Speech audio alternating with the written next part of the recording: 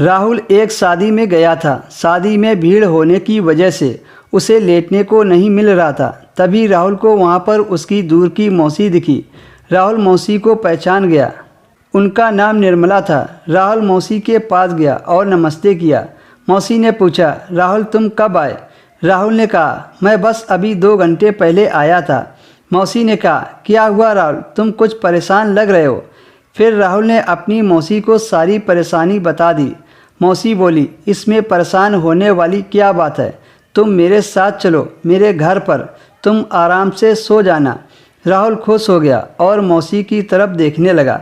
फिर राहुल मौसी के साथ चल पड़ा। अंधेरी रात थी और साथ में रास्ता भी बहुत संकरा था।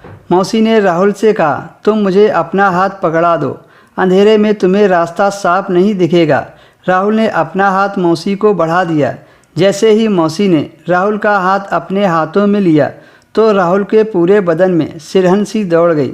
यह पहली बार था जब राहुल ने किसी औरत का हाथ स्पर्श किया था। उनका कोमल हाथ पाकर पता नहीं मुझे बहुत अच्छा लग रहा था। उसी रास्ते से कुछ और लोग भी अपने गांव की तरफ जा रहे थे। उन लोगों से कुछ ही दूरी पर 3-4 औरतें जा रही थी। वो औरतें निर्मला मौसी के बारे में बातें कर रही थीं। उनमें से एक ने कहा, कल तुम्हारी बेटी की सगाई है, तुम निर्मला मौसी को मत बुलाना, अपशगुन हो जाएगा। ऐसे शुभ मौके पर बांझ औरत का साया नहीं पड़ना चाहिए।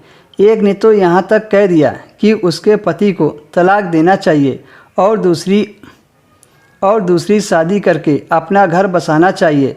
दरअसल राहुल की मौसी की शादी को 5 साल हो गए थे, पर अभी तक उसकी मौसी को बच्चा नहीं हुआ था। इस वजह से गांव की औरतें उसे बांझ व अपशगुन समझती थी। 3-4 औरतें ऐसी बातें करते हुए जा रही थीं। उन्हें इस बात का आभास नहीं था कि निर्मला मौसी और राहुल उनके पीछे पीछे चल रहे हैं, इसलिए वो इस तरह की बातें कर रही थी। ये बातें सुनकर मौसी ने राहुल का हाथ छोड़ दिया और गुस्से को अंदर ही अंदर पी गई। यह सुनकर निर्मला मौसी को बहुत दुख हुआ था। राहुल की मौसी कितना कुछ बर्दाश्त कर रही थी। थोड़ी देर में निर्मला मौसी सिसक सिसक कर रोने लगी। आज उनको बहुत ज़्यादा दुख पहुंचा था।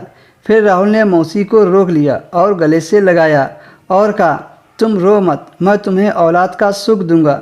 उसके बाद घर जाकर राहुल ने मौसी को